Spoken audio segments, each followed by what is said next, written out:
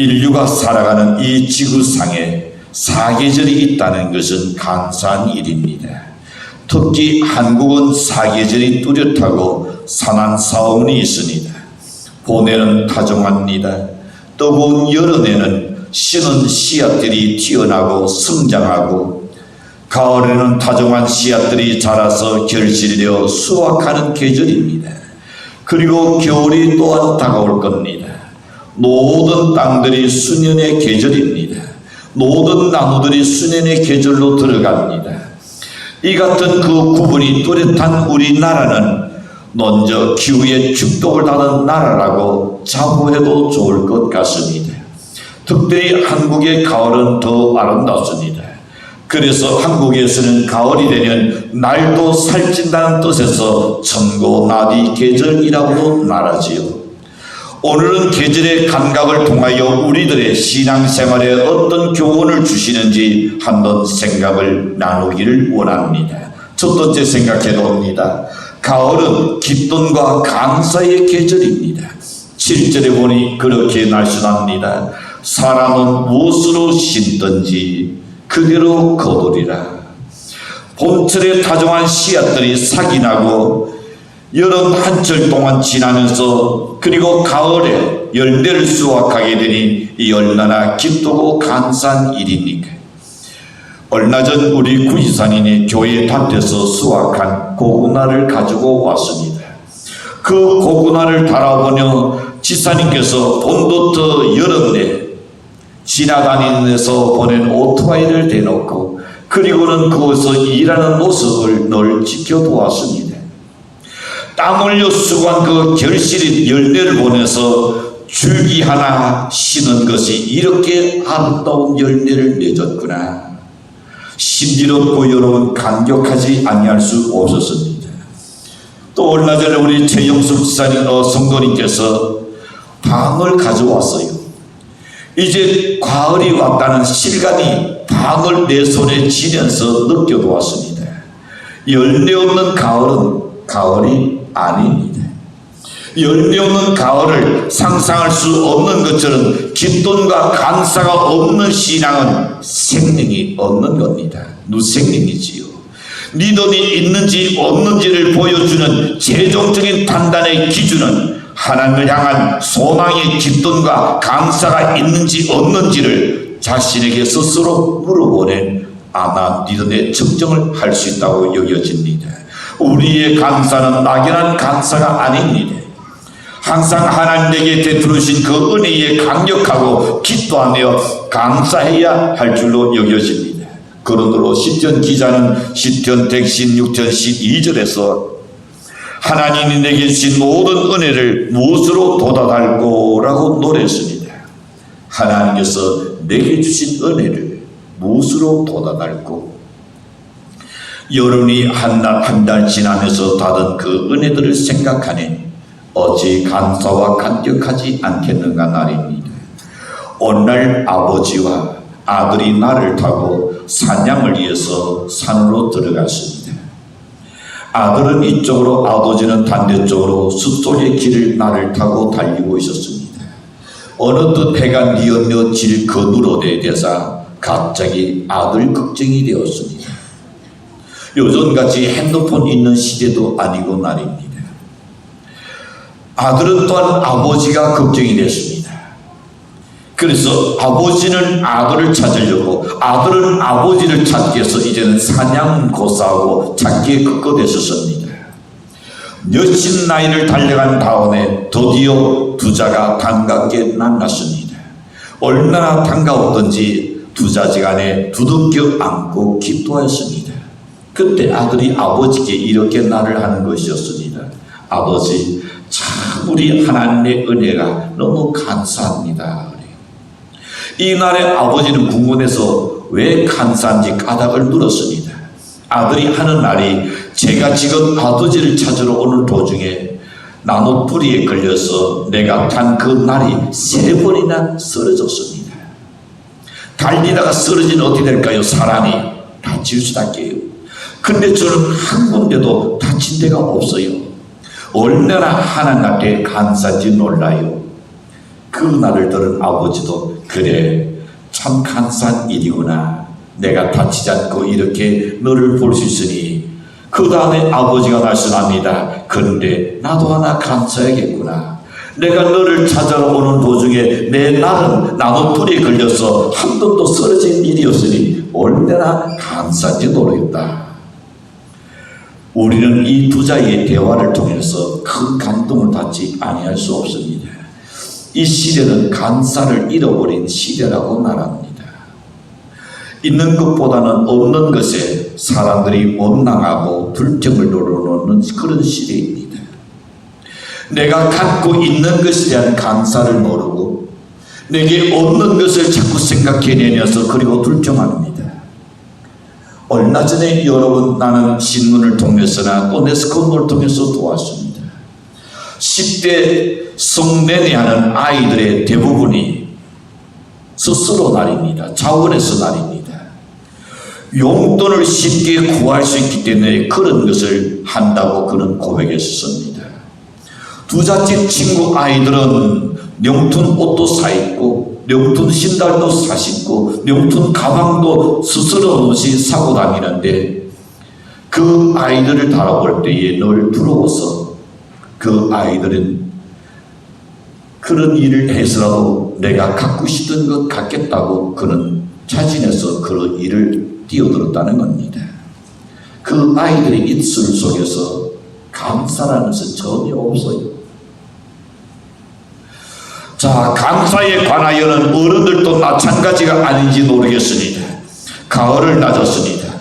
우리 마음속에 감사부터 회복할 수 있다면 얼마나 좋겠습니까? 오늘도 두 다리를 멀쩡하게 딛고 씩씩하게 돌아오는 우리 아이들을 바라보면서 여러분 감사하고 있으니까 아침에 다녀오라고 서로 인사를 나누고 남편이 나갔다가 내일 수십 건씩 일어나는 교통사고의 주인공이 된다면 어떻게 할 것입니까? 건강한 모습으로 돌아오는 나의 아내와 나의 자녀들과 나의 남편의 모습에 여러분 감사하고 있는가 말입니다. 감사가 있는 곳에 행복이 있습니다. 행복해지려고 여러분이 노력하고 그렇게 사는 것이 아닙니까? 근데 사람들은 원망하고 불평하고 불신하고 꼭 그렇게까지 악을 쓰며 살아야만 하는가 싶은 마음이 들 때가 없잖아 있습니다. 여러분 작은 것에 감사하시길 바랍니다. 있는 것에 감사하시길 바랍니다. 이것이 행복의 시작일 것입니다. 가을의 신앙은 감사와 기쁨이 있는 신앙이 되어야 할 줄로 믿습니다. 그러므로 사도 바울은 항상 기도하라 본사에 감사하라 그랬습니다. 그는 옥중에서도 빌보서 4장 4절에 보낸 주 안에서 항상 기뻐하라 내가 다시 말하노니 기뻐하라고 말했습니다. 본사에 감사하는 마음은 감사하는 말씀의 뜻은 우리 인생을 생활하고 있는 이 세상에는 낮도 있습니다. 반대로 밤도 우리에게 옵니다. 때로는 맑은 날도 있고 바람 불고 비가 오는 날씨도 없잖아 있습니다. 이와 같이 우리의 삶의 현실은 순경이 있는 경우도 있지만은 역으로 역경에 이를 때도 있는 것입니다. 이런 모든 환경 속에서 우리가 감사하라는 겁니다. 사랑하는 성도 여러분, 결실의 계절에 기쁨과 감사 열매를 맺는 열매식을 간절히 축도합니다. 이 시간도 생각해 보시지요. 여러분에게 지금 불평하는 그것만 생각지 마시고 부족한 것 때문에 여러 불평하지 마시고 내게 있는 것을 한번 감사해 보란 말입니다. 두 번째 생각해 봅니다. 가을은 성숙함과 열매 맺는 계절입니다. 8절을 봅니다. 육체를 이하여 심는 자는 육체로부터 썩어질 것을 거두고 성령을 위하여 심는 자는 성령으로부터 영생을 거두리라 하셨습니다. 가을이 되는 모든 곡식이 성숙해지고 모든 과일들이 다 열매 맺게 되는 것입니다. 열매 맺는 것이 있어서 먹을 수 있도록 되는 것이 바로 가을입니다. 간도 떨던 것이 이제는 달콤해지기 시작합니다.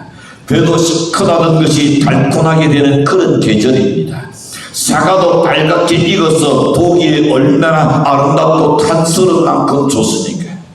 열매가 익어서 수확하게 되는 계절이기에 희망이 있고 그리고 감사와 기쁨이 있게 되는 것입니다. 여러분의 신앙도 성숙함이 있어야 할 줄로 믿습니다. 과일에서 성숙함이란 뭡니까?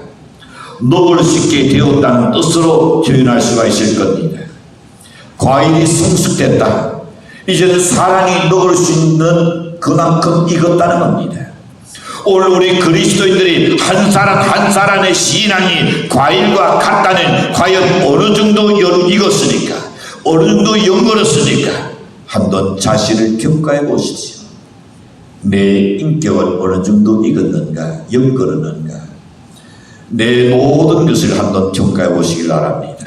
익은 열매는 자기 스스로를 위한 성숙이나 이건이 아닙니다.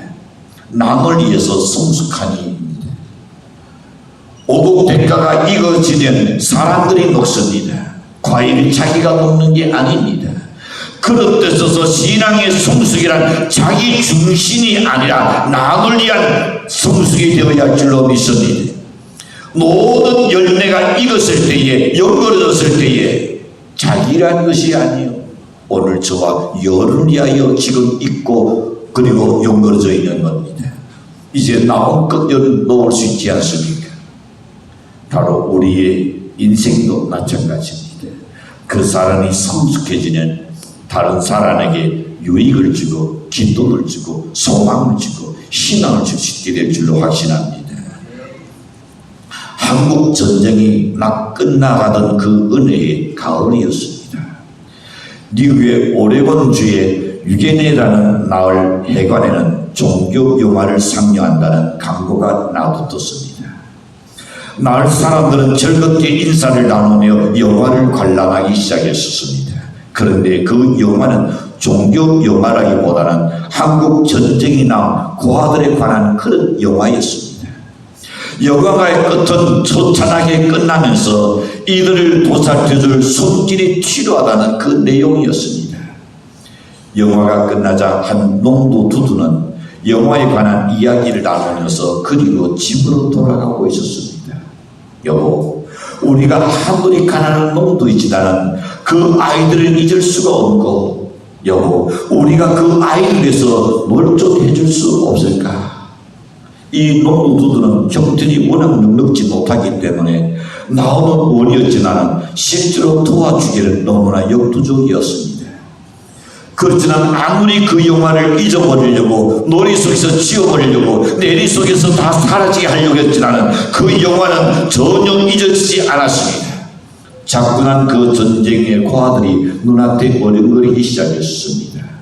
그들을 도와주고 싶은 마음이 마음속 깊은 곳에부터 점점 우러나오기 시작했습니다. 그래서 결국 그들은 내년의 소리에 정직하게 그들은 듣기를 원했습니다. 그리하여 부부가 함께 의논한 가운데 우리가 생명같이 여기는 우리의 생명줄이 달려있는 이 땅을 우리가 팔아서 직접 한국을 한번 방문하자. 그래서 그 부부는 땅을 팔아서 그리고는 한국을 방문했습니다. 와보니까 6.25 전쟁 최후의 한국은 정말 형편없는 그 이었습니다. 6.25 전쟁 끝난 후에 어떻습니까? 그 당시에 사람들은 기여하실 겁니다. 모두가 깡통 들고 다니면서 구라는 사람이 한둘이 아닙니다. 밥 얻어먹겠다고 한 줄에 찬밥을 넣어보겠다고 그거라도 연행해 보겠다고. 그런 간에 고아들이 또한 많았습니다. 이 농부는 전쟁 사후 가운데서 일어났던 그 혼혈의 고아들을 8명을 데리고 미국으로 돌아가게 됩니다. 이 사실이 신문에 나자 여러 단체에서 이들을 돕겠다는 일이 여기저기서 벌어지기 시작했습니다. 그 후에 이 농부는 전쟁 고아들을 돕는 기관을 만들게 되었는데 그렇게 해서 만들어진 기관이 바로 홀트 아동 독지입니다. 이걸 보는 홀트 씨 부부는 좋은 씨앗, 선한 씨앗인 심은 것뿐인데 때가 이러니까 홀쭉아동 독지라는 좋은 열매의 열매로 성장이 된 것을 봅니다. 여기에 헌신과 찬여와 동사가 있게 되는 것이지요. 가을은 자기를 주는 계절입니다. 가을은 자기를 주는 계절이요. 예수는 자신을 온전히 인류를 위해서 십자가에 자기의 생명을 주셨습니다. 여기 예수님의 성숙이 있었고 예수님의 사랑이 있습니다. 가을의 신앙은 헌신과 봉사로 연결한 성숙한 신앙이 되어야 합니다. 헌신은 하나님의 은혜를 도답하는 행위라고 하였습니다. 은혜의 도답은 봉사로 열려냈습니다. 이 헌신의 봉사는 하나님께 우리의 몸과 마음과 생명까지도 아낌없이 바쳐드리는 행위인 것입니다. 내 이웃을 내 몸과 같이 사랑하는 그런 행위입니다. 가을의 신앙은 성숙함과 열매내는 신앙이어야 합니다. 열매를 내주십시오. 기왕이는 기억에 남는 열매 말입니다. 다른 이에게 기간이 되는 그런 열매를 많이 내는 열매식을 주도록 간절히 축원합니다. 세 번째 생각해 놓습니다. 가을은 수확과 준비의 계절입니다. 9절입니다. 때가 이르매 거두리라 하겠습니다. 여기는 거두는 것만이 아니라 다음 해를 위해서 농부는 또 준비합니다.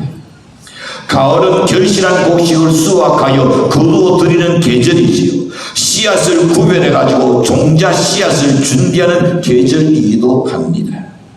가을의 신앙은 수확이 있어야 합니다. 죽은의 겨울을 극복하기 위한 준비의 신앙이 되어야 합니다. 타종을 위한 준비의 계절이 되어야 하는 것입니다. 농부들이 농사를 지어서 그 해에 지은 것 몽땅 먹지 않아요. 내년에 다시금 거둘 것을 위하여 벼치들을 남겨둡니다. 그것도 그냥 벗어 남겨두는 것이 아닙니다. 아주 잘 골라서 제일 좋은 것들을 남겨둡니다. 추운 겨울이 와도 조금도 두려워하지 않는 종자의 신앙이 우리에게도 필요합니다. 종자란 뭡니까? 썩지 않는 것을 두는 겁니다. 종자할 것은 벌레 먹지 않은 것을 두는 겁니다. 튼튼한 곡식이나 과일 열매를 종자로 남겨둡니다. 왜 그렇습니까? 그렇게 해야만이 다음 해에 결실의 계절에 더 많은 수확을 할 수 있기 때문인 것입니다. 마찬가지로 성교적인 측면에서 본다면 신앙이 될 따야 이거는 먹어버리는 열매 정도로도 좋진 않아. 한 시대에 왔다가 갈 목숨 여러분, 기왕이는 종자가 되는 생산적인 신앙인이 되었으니 얼마나 좋겠습니까? 그냥 그 해에 따서 넣어버리고 끝난 것이 아니라 그 중에서도 남겨두는, 그리고 재생산하는 그런 신앙, 그런 열매가 된다면 복된 줄로 믿습니다. 이태리 밀라노의 대성당에는 문이 산중으로 되어 있습니다. 자, 첫째 문을 딱 들어가는 그 아치로 되어 있습니다. 그 아치에 있는 그 위에 모든 즐거움은 잠깐이다 글이 새겨져 있습니다. 둘째 문을 다시금 통과하는 그 아치 위에 모든 고통은 잠깐이라는 또한 글이 새겨져 있습니다. 세 번째 문을 통과할 때는 오직 중요한 것은 영원한 것이다 라고 새겨져 있습니다. 인생의 모든 즐거움이나 고통은 다 잠깐입니다. 전광석화와 같이 금방 지나갑니다. 인간의 영생하는 존재이기 때문에 죽음의 문제를 해결하고 영생에 얻기 전에는 진정한 평안도 행복도 우리에게는 있을 수가 없는 겁니다. 세상에서 그 어떤 것을 가지는 행복할 것 같지 않은 잠깐입니다. 내가 그것을 누리면 굉장히 기뻐할 것 같지만 그것도 잠깐이에요. 대굴 같은 집에 들어가는 순간에 기쁘지요. 당연히 기뻐합니다. 즐겁습니다. 그러나 조금 지나봐요. 그렇게 쓸고 닦아둔 것 그렇게 잘 하지는 않아요. 남자들 자동차 좋아하시죠? 자동차를 새 차를 사면 어떻습니까? 바로 기계 새 차 낚이는 사람 나지 못했습니다. 아무리 추운 겨울날도 돈을 주고 낚이든지 않는 손세차를 자기가 직접 하든지, 그런데 그것도 기껏 2, 3년이요. 2, 3년 지나가니 계산합니다. 난 이 세차장에 가서 돈을 준다는 한 돈 갈 때다 2만원에서 3만원 준다. 이것을 돈돈이 할 걸 계산한 걸까요? 차라리 기계에 한번 집어넣다가 다시 한 번 더 코팅하는 50도 낫겠다. 왜 내가 고생하나? 그래 생각했지만 그날 막상 가서 코팅도 안 해요. 이미 많은 세월 지나가서 이미 헌차가 됐으니까 그냥 쓰죠. 이 세상 것은 여러분 절대 기쁨이 잠깐이지 영원한 것이 못된 줄로 믿습니다. 인간에게는 하나님을 만남으로 인하여 진정한 행복이 있고 평안이 있는 줄로 믿습니다. 그래서 예수님께서 내가 주는 평안은 세상이 주는 것 같지 않다고 했습니다. 인간은 하나님의 형상대로 지었다는 영적인 존재이기 때문에 하나님을 알지 못하면 참다운 삶을 알지 못하는 겁니다. 하나님을 알지 못하면 진정한 평안이 어떤 것인지 그는 경험할 수 없는 것입니다. 인간이 누릴 수 있는 부귀 영화를 한눈에 누렸던 사람이 있습니다. 전무후무한 사람이 있지요. 그는 누굽니까? 솔로몬입니다. 그는 눈으로 보는 것을 다 가졌습니다. 그는 먹고 싶던 것 참지 않고 다 먹었습니다. 그는 입고 싶던 것 다 입었습니다. 그가 갖고 싶던 것이 있다면 무엇이든 간에 그는 이 땅의 것을 다 가졌습니다. 이런 삶을 살았던 그의 생애에 나지막에 그의 고백은 이렇습니다. 전도서 1장 2절에서 보면 헛되고 헛되니 모든 것이 헛되도다. 해봤지 나는 될 것 아니더라 이 말입니다. 왜 그렇습니까? 이 세상에는 어느 것도 든든한 것이 없기 때문입니다. 그리고 또 인간이란 바람처럼 흔들리는 존재이기 때문인 것입니다. 세상의 모든 것은 지나갑니다. 청춘의 아름다움도 때가 되는 들꽃처럼 시들어버립니다.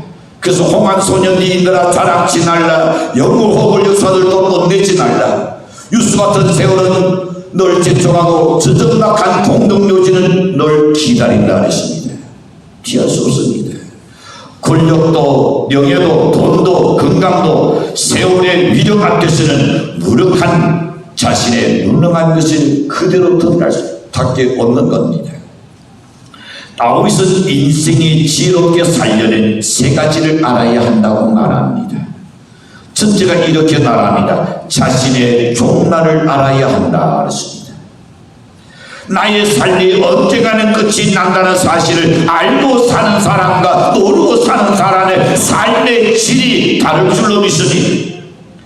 언젠가는 나의 종말이 온다는 것을 알고 사는 사람은 놀라운 지혜를 갖고 삽니다. 두 번째는 자신의 나이를 알아야 한다 했습니다. 지금까지 살아온 날들을 돌이켜보고 앞으로 살아갈 날들을 헤아려보는 그것이 바로 지혜입니다. 그런가 하면 세 번째는 나의 연약함을 아는 거다 그랬습니다. 나의 연약함을 안다는 것은 인생의 호감을 안다는 말입니다. 헤밍웨이가 쓴 여러분 그 유명한 책이지요. 노인과 바다. 바다에서 물고기 한 마리 잡기 위해서 온갖 고생을 당하는 노인의 이야기가 나옵니다. 그는 바다에서 많은 날들을 기다리다가 천신난도 끝에 아주 큰 물고기 한 마리를 잡았습니다. 너무 기뻤습니다. 너무 즐거웠습니다. 이제 됐다. 그리고는 뒤에다가 내달고 그리고는 쫙 달리기 시작했습니다. 그런데 어떻게 됐나요? 대에 내달고 낮이나 항구에 도착해서 그리고 기분 좋게 그것을 다시 끌어올리니까 고기는 다 뜯어 먹어버리고 누군가가 앙상한 중간에 떠나 남았습니다. 노인은 그때 아주 허탈감에 빠져버립니다. 여러분, 이것은 헛된 목표를 정하여 살아가는 우리 인간들을 허무한 삶을 지금 상징적으로 이야기해 줍니다. 세상에서 가장 지혜로운 사람이라도 그가 일생을 바쳐 헌신한 일의 결과가 앙상한 물고기 뼈같이 아무런 유익이 없을 뿐더러 허무한 것까지 여러분 우리가 생각한다면 혹 우리 가운데 우리가 노인의 그 삶이 아닐까. 그런 막연한 희망 가지고 여러분 그렇게 살아가고 있지는 않습니까? 혼신의 힘을 다해서 목숨 걸고 내 직장이나 사업터에서 생존 경쟁을 치렀지만 그 결과가 잠시 있다가 사라지는 물고통과 같다는 것을 지금 이야기해주고 있는 대목들입니다. 그리스도인이라면 그리스도인이라고만 자처하면서도 이런 헛된 세상적 목표를 향해서 줄다름질 치면서 신앙생활을 하고 있는 우리가 아닌가 말입니다. 그들은 세상적인 거창한 목표를 달성하고자 애를 씁니다. 그러나 그 목적이 하나님의 뜻을 벗어나서 자기 뜻과 자기 목적대로 사는 인생은 결국 노인처럼 후회와 실망이 가득 찬 삶을 살게 될 것입니다. 사랑하는 성도 여러분, 하나님의 교회의 냉독적인 신자가 아니라 여러분을 통하여 더 많은 열매를 거둘 수 있는 종자시야, 그런 신앙이 될 수 있기를 바랍니다. 내일을 위하여, 미래를 위하여 확실한 수확을 바라보고 계획하고 준비하고 한 해가 헛되지 아니하고 인생을 낭비하지 않는 가을의 신앙이 되시기를 주님으로 간절히 축복합니다. 기도합니다.